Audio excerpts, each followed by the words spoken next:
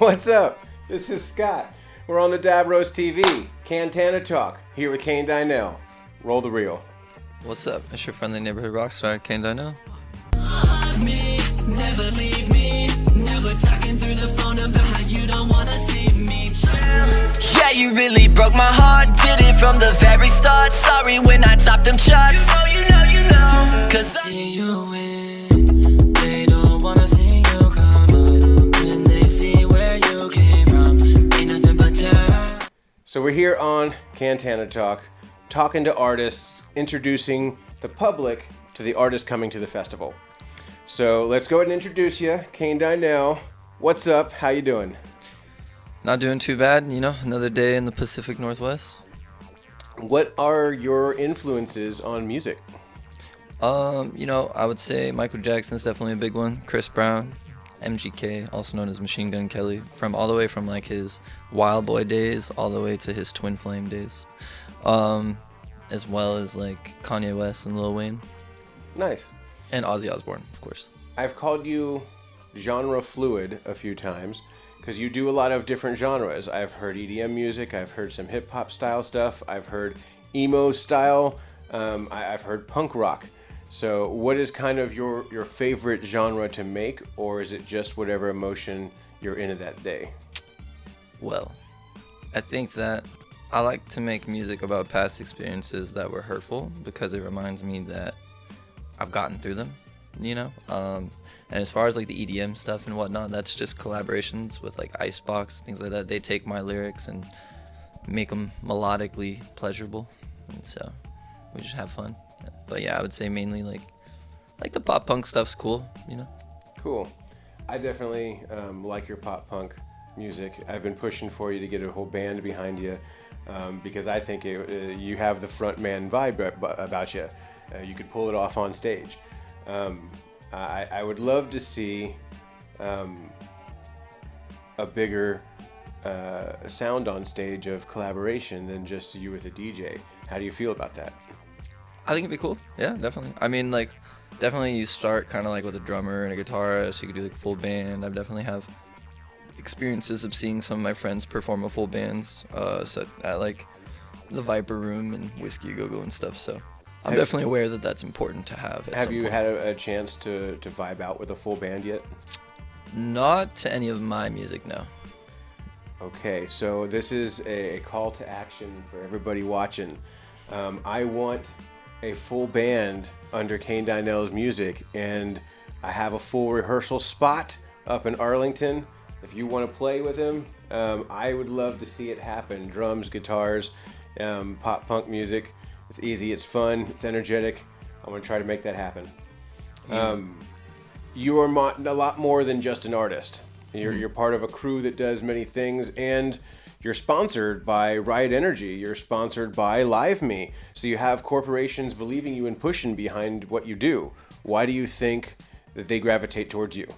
Well, I try to shy away from using the word sponsor. I know it's super like society norms, but I would use the word partnership only because it says a lot deeper than sponsor, especially in a day and age where like social media is a thing. A lot of people will take a sponsorship and run with the money and then just like whatever, they just do it for the money. For me, you know what I mean, like Riot Energy definitely doesn't have like taurine or guarana or anything that like is harmful to your body. It's made of like actually natural things. It's organic, those kinds of stuff, you know. And so I've been drinking Riot for like 2 years straight exclusively, just because it's better for you, you know what I'm saying? And with Live Me, you know, I have my thing. It's pretty simple. I like to know the CEO of people. And so I think that that's where building relationships is important, you know? So like if I need an energy drink, I can call literally the owner who makes Riot and be like, yo, I need some Riot, but like, let's try a new flavor. And they might do it because I know the person who makes it, right? Or like same thing with like Live Me, you know, maybe I want to get like a festival involved, or I want to throw a festival at Varsity Crew, which is my company that's an entertainment label where we throw concerts and things like that, right? And so it's like, hey, do you guys want to be a part of what I'm doing, like my emo nights, you know, or my emo parties, you know, stuff like It Wasn't a Phase, you know, they'll just come do it, you know, because we have these partnerships. So it's a little bit different than a sponsor, but I think that they work with me because my music is commercial. I don't cuss in any of my music for the most part. Obviously, there's like a couple of things here and there, but and just I'm a go-getter, you know. And I think a lot of people are able to talk, but they're not able to do the walk. I think that's a surprising takeaway. You've been able to land corporate partnerships because you've aimed at having commercial music. Mm-hmm. A lot of people go out there and they get very violent in their music. They get very emotional in their music. They say a lot of curse words. They talk about a lot of robbing and drugs and life that they've actually lived because they think that's the story that is going to break their music. Mm-hmm. Today's day and age, it's very hard to break music on something that's not commercial because you have to have money behind you to get heard. You have to. And a lot of people don't want to put money behind a music video if there's a gunshot in it. I dealt with that one. I pushed a band. We shot a music video, cost us like $40,000 to do, a big story. King 5 News had us running down their hallways in SWAT team gear and everything. But we had a gunshot and it had a blood splatter. And because of that, 90% of the places that we hired a publicity team to push us couldn't push us. They wouldn't pick it up. And it actually blacklisted us from a lot of places when we had very quality work and a big storyline and a big music video, but just something so small like that cut off all possibilities. Right. So that's a very smart approach to try to aim towards commercial music because it's obviously working with some partnerships. Yeah, I mean, I think a big thing too is like social media, staying consistent. There's a lot that kind of goes into it. Being an artist, you have to kind of know the behind the scenes, which is another thing that, Varsity Crew Entertainment and 58 Projects were like a joint collaboration out of Rochester, New York, Tacoma, Washington, and Los Angeles, California. And basically, we help artists kind of, not just artists, small businesses. The other day I shot some content for a Santa business, and they sent me some pictures of their stuff, and I was like, we're gonna come shoot some video, and then we did some engaging content, and people hit them up. So it's about really grabbing attention and doing the thing, and that's kind of what Varsity Crew teaches and goes through with our consultations with small businesses, models, artists, you name it. If you can make content, you gotta learn how to distribute it instead of just making random content or like 2019 text over the video instead of like 2024 like integrating content. So if you come on to the Cantanna Fest and your performance gathers the most votes and you win a recording at Robert Lang Studios, are you going to use that on your own music or would you sign an artist under your label? Well, I have 2 artists that are currently signed to my label, Varsity Crew Entertainment. Shout out to Lord Infinite and 7 Figures 1M. They'll probably be performing with me at the Cantanna Fest as well. But I would use it probably for my own music on a major collaboration with somebody that I meet in LA. Nice.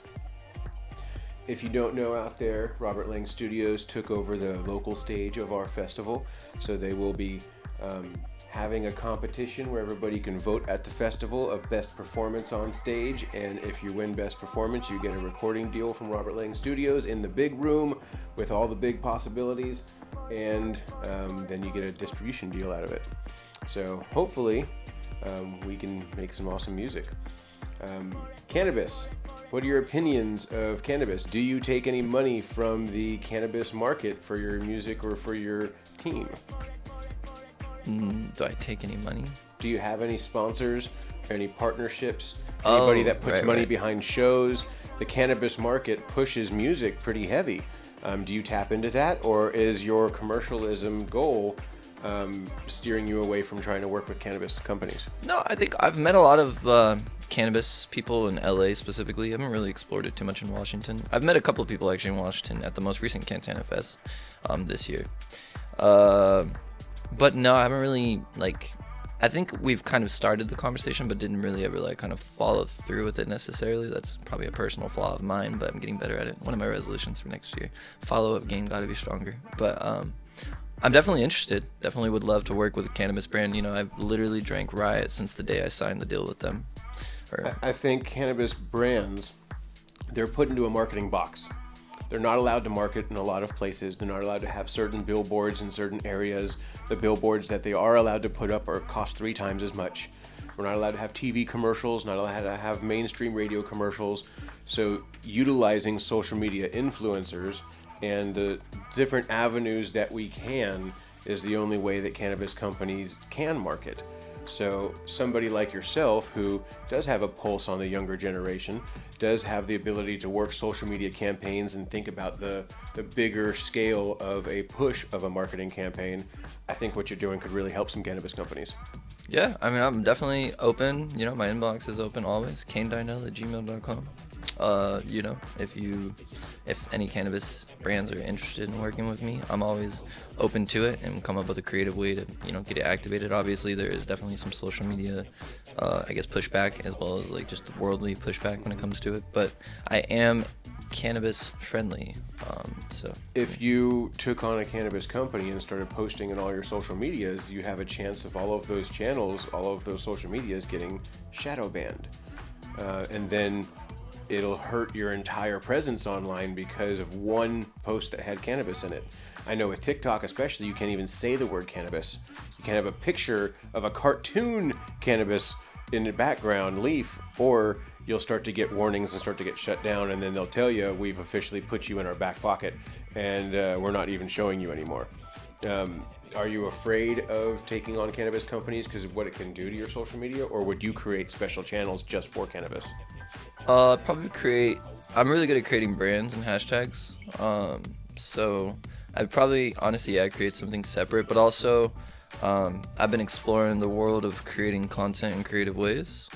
So there's that too, you know what I'm saying? In different aspects, including it into some of those channels. Also, just like with me, everything's kind of, a lot of stuff is like in person or branding or like events, you know what I mean? So if there were a cannabis brand that wanted to work with me in the aspect of like, for instance, I also have a musical experience that could be considered a festival called Relentless Pacific Northwest, you know, and that's a pretty big thing, but it's not really like pushed all the way yet, you know. So if a cannabis brand were to come on and do something, you know, then I would have to just be careful of those types of channels. But I'm always open, you know, anything is possible, and I definitely, like I said, I am cannabis friendly. I do partake in that situation in the clouds. What is your goal with music? Is your goal to be a national touring artist? Is your goal to make change with music? Are you a social justice warrior? Are you traveling around the country to see the country and the world? I mean, what do you think music, what's your goal, your end game for what you're doing? Well, I currently have, you know, some situations happening in the UK right now. One of them, I waited too long, so the artist got pretty big, so I got to figure out some stuff as far as that collaboration goes. But I have another one that's brewing also in the UK. The overseas, they take my music a lot better based on Live Me. Shout out to, you know, them being able to put me in a situation where I can talk to somebody in Nigeria one time, then I can also talk to somebody in Australia the next time, right? Just by pressing a simple button. So I mean, my goals, realistically, it's not really a goal. It's just kind of like continuing to check off the list to make sure that that happens. But I would say that I consider myself kind of like a Jay-Z, like icon kind of vibe in training. One way to put it, I suppose. I just want to make an impact, you know what I mean, whatever that means. Help people, teach them things. You know, in the music industry, they say it takes $165,000 to blow up an artist. You know, and a lot of people don't have access to that kind of money or those type of experiences to make that happen. And realistically, that's true to a certain extent, but if you have a person, like a team or someone that's guiding you, like if I had somebody that has the knowledge that I have right now, back in 2019 when I first started, then like it would be a whole different game, right? And so the thing is that's what it's about. A lot of people in Washington, I mean, you know, everybody speaks on it, but a lot of people are like silently in competition. But at the end of the day, you gotta be in competition with yourself. And so my big thing is just really changing the narrative of how the music in the Pacific Northwest works. 16-year-old kid picking up a guitar, learning how to play right now, figuring out Fruity Loops and making beats, and figuring out how to find their way in music. What's your advice for them? Create a brand. Create a brand? Yeah, because the brand is gonna build, you know what I mean? Like, I could stop making music tomorrow, but the brands that I've already built, I mean, realistically, I just put a bunch of money behind it and just live through that if I wanted to. Or, you know, you keep working, but somebody who's just picking up a guitar and learning, I think a big thing is They got to find one person, maybe a few people that are in that same vibe that they're trying to do, and just create a brand. Start something, because if you start something, people want to follow what's already working. So start working. Is it better to build a team of people that believe in you or employees? I mean, if you have money, employees definitely probably would make more sense. You think so? Yeah, I mean, the thing is like, to give an example, right? Like going to let's say an interview, right? You want to have somebody recording behind the scenes. You might even want to have somebody doing a live stream. You have all these different things, and those types of things are going to put you in the typical position where if you pull up to something like that with those type of, preparations, people are going to take you more serious. It's kind of the same thing. There's a lovely debate in Washington, which I love so much, about singing over your lyrics, right? So I sing over a lot of my lyrics during my performances.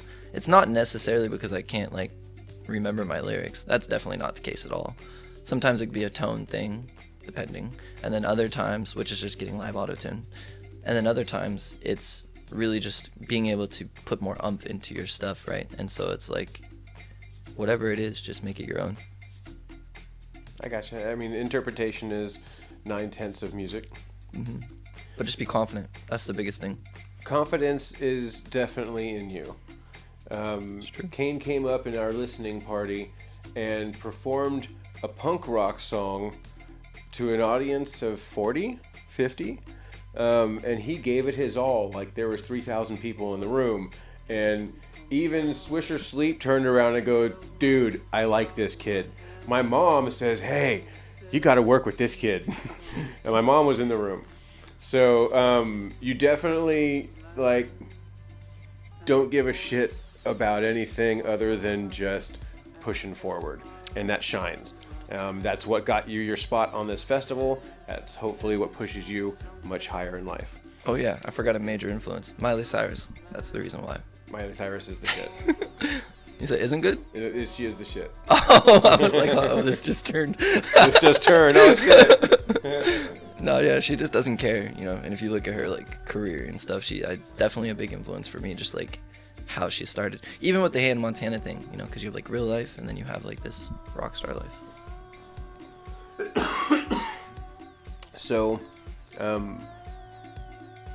have you played any big stages yet? I was just telling somebody a story earlier today. Yeah, I mean, it depends on what you consider big, but I played Jimi Hendrix's 50th annual memorial with Tina Hendrix. Oh, Tina is awesome. Yeah. Longtime friend. I also did the Global Hemp Fest show with Vivian. I've actually done a lot of crazy stuff. I toured with Shoreline Mafia. I think the bigger thing that I was just talking about the other day was I've performed in Avalon, Hollywood. And there was a cage fight type thing with one of Snoop Dogg's relatives. I don't remember the name of all the organizations or whatever, but Riot was involved. You played a cage fight for Snoop Dogg's relative? Yeah, I think his name is Zeke. I want to say it's his uncle or his nephew, something. And it could even be one of those my Uncle Snoop thing. But either way, it was at Avalon. There was a cage fight, and I was the entertainment afterwards. That's pretty dope. So it's pretty fire. And Avalon, for anybody that doesn't know, is probably one of the most sought after venues in all of Los Angeles, California. So we're going to wrap up here for everybody and point them in the right direction of where you want them to go. So to check out you, to check out what you're doing, top down, where do they look first? KayneDynell.com, which is my website. Some of the stuff on there may be somewhat out of date, just being 100% transparent. I'm working on it. It says I'm 26, but I'm 27, fun fact. But other than that, Instagram is definitely a good place. But really, honestly, if you look up hashtag Kayne Dynell, that's KayneDynell, on any social media, including just Google itself, you'll find me. Nice. Do you have the blue check mark? I do have a blue check mark. Did you pay for it? Absolutely. Nice. 100%, and I'll keep that 100% because here's the deal. It's all about positioning. So people are like, oh, you pay for a blue check mark. I know people that have had some pretty crazy accolades that don't have a blue check mark, and then once they were able to pay for a blue check mark, it put them into a different position.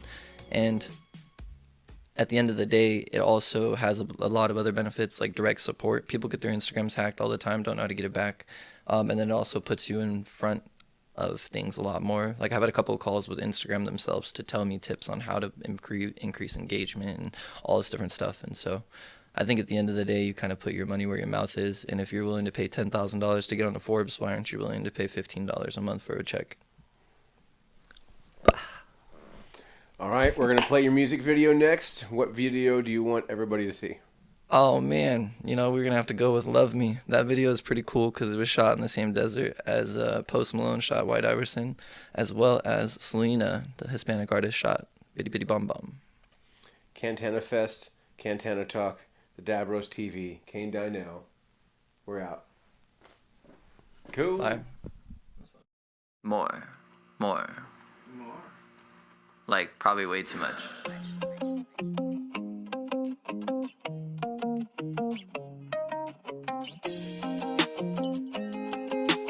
Can't believe I'm in love with a rock star. Love me, never leave me. Never talking through the phone about how you don't wanna see me. Trust me, never cheat me. Won't have much of a choice when I'm popping up on your TV. Rockstar life, that's the life I lead. She just wanna settle down, plant a few seeds. You see me overseas, I'm looking for new scenes. Yeah, we rock the bees when we leave, they send a news team. You could be the one for this time in my life. A lot of times I felt bad, turned out alright. Late nights in dim light, future sight held tight. Help me feel right when I don't feel right. She ran away, don't run away. Shopping through the stars, trying to find my place. Looking at my scars, I remember each day. Let this anchor go so I can flow away. I don't wanna waste my time with this life. Wanna take what's mine, only get one shot. You can bet I'll shine. Running up a check like I'm running out of time.